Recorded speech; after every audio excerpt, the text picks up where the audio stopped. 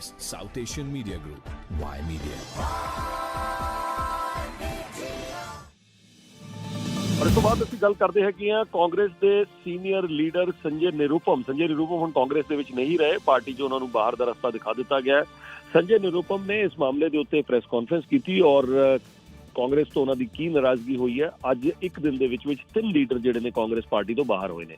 ਅਸੀਂ ਵਾਰੀ-ਵਾਰੀ ਤਿੰਨੇ ਲੀਡਰ ਤੇ ਵਿਚਾਰ ਵੀ ਸਾਂਝੇ ਕਰਦੇ ਹਾਂ ਕਿ ਆਖਿਰਕਾਰ ਇਹ ਤਿੰਨੋਂ ਲੀਡਰ ਚਾਹੇ ਗੌਰਵ ਵੱਲਭ ਦੀ ਅਸੀਂ ਗੱਲ ਕਰ ਰਹੇ ਹਾਂ, ਸੰਜੇ ਨਿਰੂਪਮ, ਤਿੰਨ ਲੀਡਰਸ ਕਿਉਂ ਬਾਹਰ ਹੋਏ ਨੇ। ਸ਼ੁਰੂਆਤ ਕਰਾਂਗੇ ਸੰਜੇ ਨਿਰੂਪਮ ਤੋਂ। आप सभी लोगों को सबसे पहले नमस्कार और जय श्री राम। पहले कांग्रेस में एक पावर सेंटर हुआ करता था, इस समय कांग्रेस पार्टी में 5 पावर सेंटर्स हैं। तो जो 5 पावर सेंटर है उसमें सबसे पहले तो परम आदरणीय सोनिया गांधी जी का एक पावर सेंटर है, दूसरे आदरणीय राहुल गांधी जी का भी एक अपना पावर सेंटर है, उनके आसपास भी एक कोटरी है। फिर बहन जी की भी एक अपनी कोटरी है, वो अपने ढंग से एक्सर्ट करती रहती हैं, अपना पावर एक्सर्ट करती रहती हैं। आप सभी लोगों को सबसे पहले नमस्कार और जय श्री राम।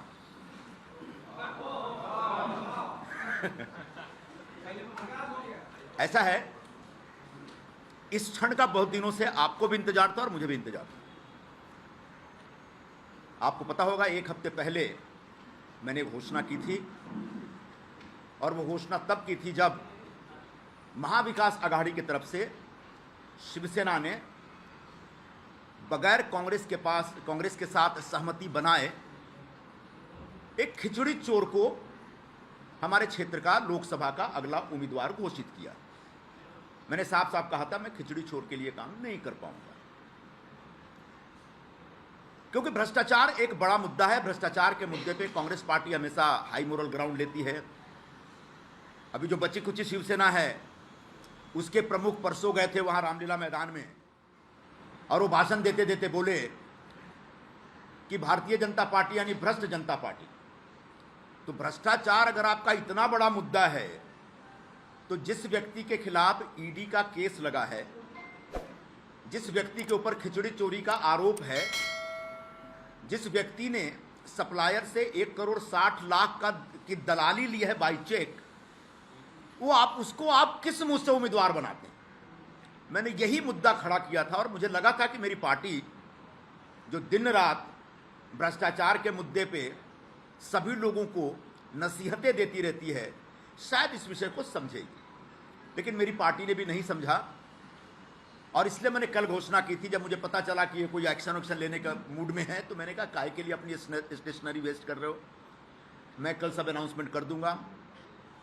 मैंने रात को 10:40 पर खड़गे जी को अपना इस्तीफा भेज भी दिया था और मुझे लगता है कि उसके तत्काल बाद शायद उस इस्तीफे में कुछ ऐसे शब्द थे, ऐसा मेरा एक्सप्रेशन था, उनको लगा कि कुछ ज़्यादा हो जाएगा अगर हम चुप रहेंगे, तब उन्होंने इस प्रकार का एक फैसला किया। मतलब A4 साइज का एक कागज कांग्रेस पार्टी ने आखिरकार बर्बाद कर दिया, ऐसा मेरा मानना है। अब रह गई बात, कांग्रेस पार्टी ये सब क्यों कर रही है। कांग्रेस पार्टी इस समय एकदम से संरचनात्मक ढंग से देखा जाए तो बिखरी हुई पार्टी है। वैचारिक तौर पर तो दिशाहीन है, ऐसा कई लोगों ने कई बार कहा, कांग्रेस पार्टी के लोगों ने ही कहा, लेकिन संरचनात्मक तौर पर एक पूरी तरह से बिखरी हुई पार्टी है। पहले कांग्रेस में एक पावर सेंटर हुआ करता था और उसका एक कॉकस होता था, उसके एक कोटरी होते थे, दरबारी होते थे, और उसके खिलाफ बाकी लोग लड़ते रहते थे या संघर्ष करते रहते थे। इस समय कांग्रेस पार्टी में 5 पावर सेंटर्स हैं। आप चौंक जाएंगे सुन करके, लेकिन ये सब हमने अनुभव किया हुआ है। अब पूछेंगे 5 पावर सेंटर कौन कौन से हैं, और पांचों के अपने कॉकस है, पांचों की अपनी लॉबी है, और पांचों की जो लॉबी है वो आपस में टकराती रहती है, एक दूसरे को मारने में लगी रहती है। और उसमें बहुत सारे लोग, हमारे जैसे लोग जो किसी भी लॉबी का कोई बाहरी हिस्सा नहीं है, वो अक्सर तकलीफ में रहते हैं, और मैं अकेला नहीं, ऐसे लाखों लोग हैं कांग्रेस पार्टी से जुड़े। तो जो 5 पावर सेंटर है उसमें सबसे पहले तो परम आदरणीय सोनिया गांधी जी का एक पावर सेंटर है, उनके आसपास के लोग हैं। दूसरे आदरणीय राहुल गांधी जी का भी एक अपना पावर सेंटर है, उनके आसपास भी एक कोटरी है जो अपनी दुकान चलाता रहता है। फिर बहन जी की भी एक अपनी कोटरी है, वो अपने ढंग से एक्सर्ट करती रहती हैं, अपना पावर एक्सर्ट करती रहती हैं। अध्यक्ष महोदय हैं, उनका भी एक पावर सेंटर बन गया है। उनके आसपास जो लोग हैं वहां तो ऐसे ऐसे लोग हैं जिनके पास कोई राजनीतिक अनुभव नहीं, कोई राजनीतिक आधार नहीं, अचानक उनके साथ जुड़ के वो हाईकमान बन गए और इस तरह की बातें करते, इस तरह की भाषा का इस्तेमाल करते जो मैं आपके सामने यहां प्रस्तुत नहीं कर सकता। और आखिरी एक जो पावर सेंटर है जनरल सेक्रेटरी ऑर्गेनाइजेशन का, वेणुगोपाल जी का, वो भी एक पावर सेंटर बना हुआ है भाई। वो भी अपने ढंग से अपनी राजनीति करते रहते हैं। जब हिंदी बोलते समझ में नहीं आता, अंग्रेजी बोलते समझ में नहीं आता, मलयाली हमको समझ में नहीं आता है। एक ऐसा आदमी पिछले इतने वर्षों से बैठा हुआ है और संगठन लगातार गर्त में जा रहा है, संगठन लगातार बुरे खराब दौर में, खराब हाल में। तो एक कांग्रेस पार्टी में जो ये टकराव चल रहा है लॉबियों का, उसकी वजह से कांग्रेस के बाकी राज्यों में बैठे जो लीडरशिप है, जो मेरिटोरियस लोग हैं, जो योग्य लोग हैं, उन लोगों का कष्ट बढ़ता चला जा रहा है। और मैं पिछले 4-5 वर्षों में इसको बड़ी गंभीरता से मैंने महसूस किया है, लेकिन मैं धीरज रख रहा था। आखिरकार धीरज टूट गया, बांध टूटा धीरज का, और उसके बाद जो सामने आया वो सब।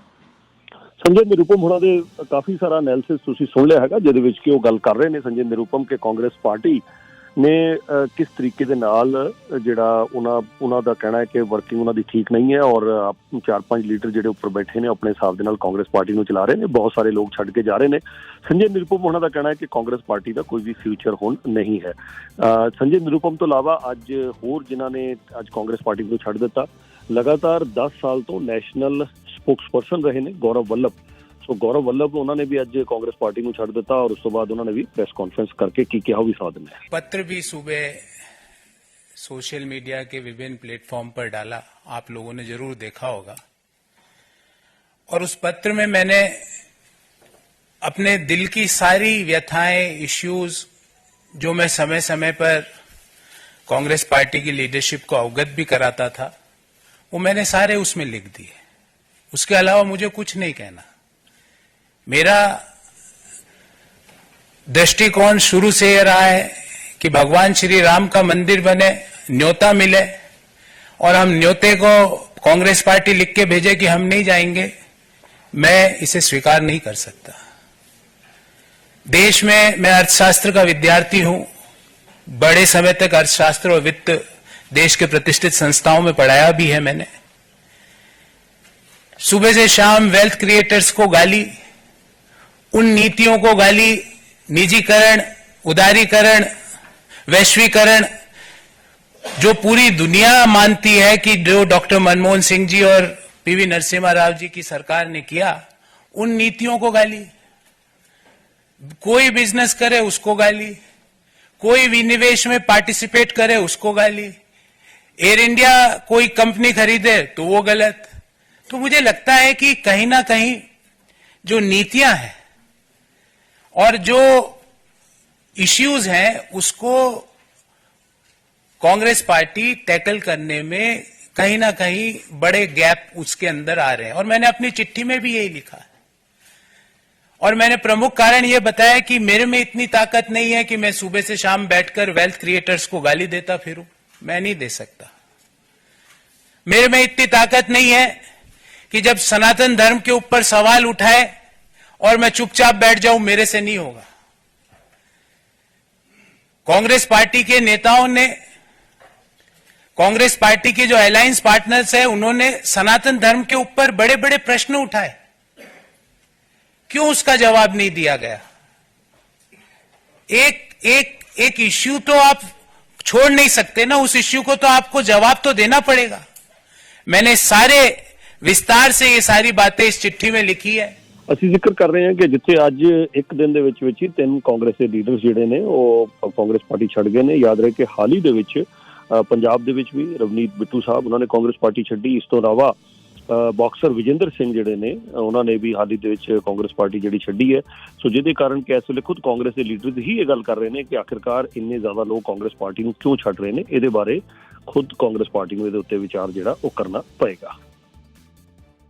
Biggest South Asian media group, Y Media.